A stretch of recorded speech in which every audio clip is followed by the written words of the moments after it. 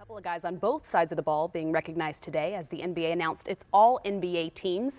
The first team being led by Stephen Curry, LeBron James, Russell Westbrook, Kawhi Leonard, and DeAndre Jordan. Jamal, a teammate of yours. What do you think about the first team? Great news for DeAndre Jordan. No Obviously, KD. Watching him, no KD, you're right. Watching DJ, his growth and his maturation continue to get better. I can't be more happy for him. It's tough, though, when you have these conversations because you want to talk about, like, snubs, and who was left off. But if you mention anyone who was left off, you have to say who he would have replaced and who should be in that position. But you mentioned KD, Dennis. We can go ahead and take a look at the All-NBA second team. He does headline that team along with Draymond Green, DeMarcus Cousins, Chris Paul, and Damian Lillard, a guy that wasn't even named an NBA All-Star. Speaking of snubs, what do you think about that second team?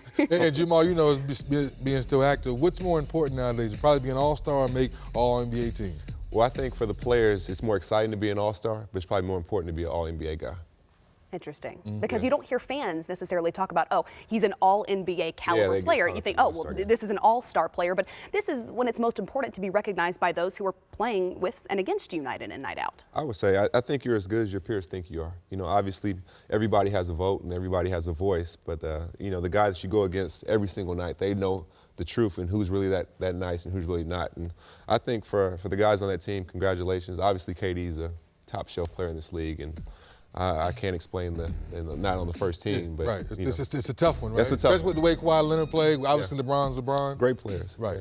Well, here's the All-NBA third team: Paul George, LaMarcus Aldridge, Andre Drummond, Klay Thompson, and Kyle Lowry. Speaking of all-star point guards. Now, we talk snubs. Obviously, it's easy to go there, but some guys notably left off of any of these lists: Anthony Davis, James Harden. Those are going to be kind of some of the names they're throwing in the hat. Well, Anthony Davis, you understand, because he was banged up a lot this year, missed a lot of games due to injury.